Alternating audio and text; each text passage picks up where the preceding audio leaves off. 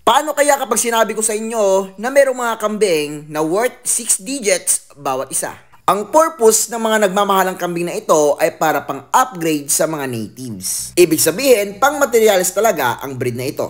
At meron daw nag-aalaga dito sa bundok ng Tampakan. At gusto-gusto ko nang makita ang kanyang mga alagang kambing. Meron siyang dalawang variety dito, from Australia at saka from US. Hindi mo aakalain na merong milyones na kambingan dito sa kabukiran. Kaya ako'y bumiyahe na papunta dito sa Pulabato, Tampakan, South Cotabato.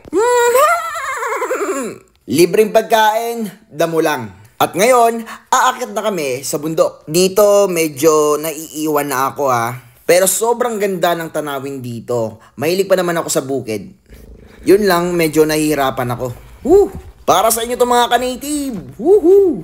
At ngayon, nakaabot na rin kami sa tuktok. Excited na ba kayo makita ang loob? Introducing VM Goat Farm. Ang mga kambing dito ay mula pa Batangas. Hi mga ka-native, ako pala si Dion Vicente ng BM Goat Farm, Vicente Magsino Goat Farm. Welcome po kayo sa aming farm, mamunting kambingan. Ang BM po pala ay Vicente Magsino ang mismong full name niyan. At tapos ang mismong may-ari nito, ang kapatid ko nasa China. Bro, shout out, baka mapanood mo to mamaya. Ay upload ni ka-native. Marami pala nagtatanong na bakit sa Mindanao kami nag-invest ng goat farm. Kasi ang kambing kasi sa Batangas ay masyadong mahal. Kaysa dito na konti pa lang, kaya dito namin pinag-isipan. Yung pala, kaya ako nagtatagalog, medyo dayo kami rito. Yung si Mrs. ang may lugar dito, kaya dito kami nag-invest. Naisipan namin na tumayo, magkuhan ng goat farm ng Boer. Meron kaming dalawang klasing Boer dito, US tsaka Australian, traditional. Ito si Ricky, bakit ang Ricky? Yun lang kasi naisip namin ng pangalan ito, Ricky, full blood US. Yan, US yan. Tapos nabili namin sa ibang farm, kay Ricky Tan na farm, Bless. Nasa 120k ang nakuha namin. May lahi siyang dapol.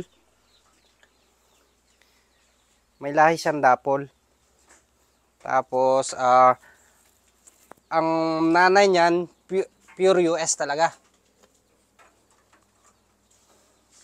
Kung may US, meron Australia, traditional. Full blood din yan. Kano yung bili niyo dyan, sir?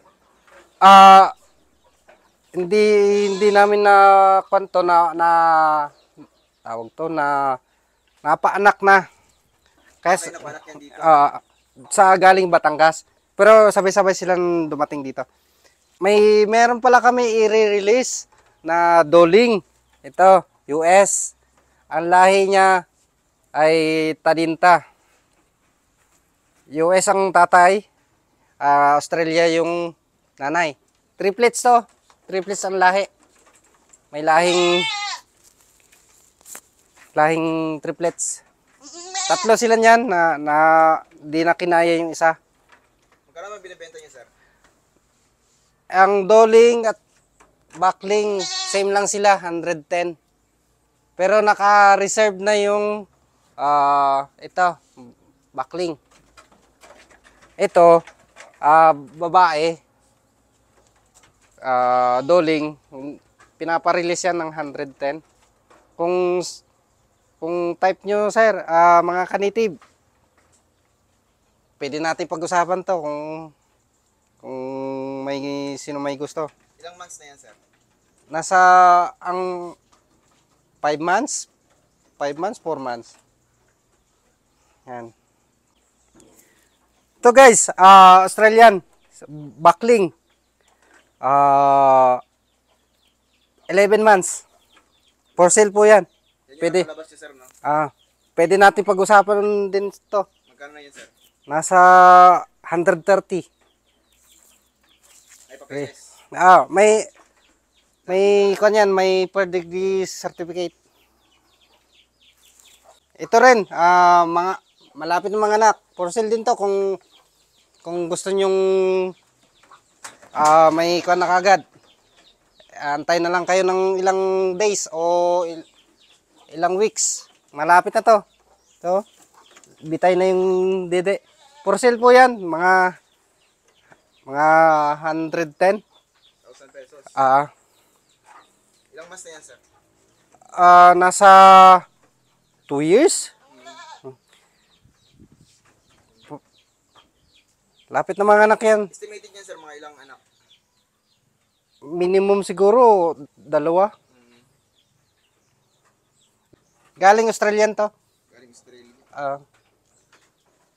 Ang nagsampa nito, yun si Habib, yung parcel din natin na Buckling. Lapit na mga anak yan. Ito naman ang ka-native. Malapit na rin. Ito, susunod na rin to eh. Mga February siguro to. Pero hindi yan for sale, sir? Hindi siya for sale. Australian Red. Australian Red. Sino nagkasta niyan, sir? Ang halos lahat nagkasta niyan si Habib. Kaya dispose namin si Habib. At hindi naman pwede na isang back lang. Kasi baka ma-inbreed. Kaya wala na. Dispose na si Habib. Kung sino may gustong ng Buckling, si Habib, pwede namin i-dispose. Pag-usapan. Kaya na natin pag-usapan. Meron kaming Anglo Bower. Bontis na rin. Benta niyo rin yan, sir? Binibenta namin to ng 90. Sino kumasta niyan, sir? Si Habib din. Australian. Yan. Lapit na rin to mga anak. Mga April siguro. April yan. Meron kaming dalawang Australian na for sale. Itong may puting tenga nasa 30 plus 35k pataas, mga hanggang 38.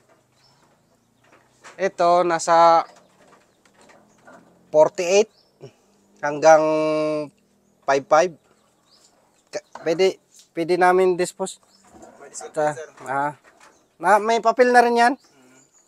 Ready to breed na rin yan. Ito namang, sir, nanay ito nila, sir? Si Molly. May kuha na to. Yan yung nanay nila, sir, hindi? Hindi. US. Nagtakba nito si Ricky. Ang US din. May lahing dapol. Benta nyo rin ito, sir, hindi? Hindi. Stay yan. Pang breeding. May lahing dapol. Ito lang dispose namin kung may interesado.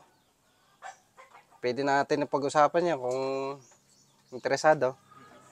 Sanay na yan mga yan. Itong mga kambing namin, sanay na sa silage. Silage ang bihira kami mag-feeds. Feeds namin nasa mga nakay, mga magbubunti, tawag to, mga anak, panggatas. Yun lang feeds namin. Pero yung ordinary, pang grower, silage kami. Para tipid. Yung pala, yung pag nag-shipping pala ng mga alaga, pwede naman may courier naman tayong makakuhanan. Kaso, kayo na lang din mag-usap. Nationwide naman ang pwede. Pwede i-travel yung mga kambing. Sir, mag-post lang naman ako niyan, sir, pag may mga manok.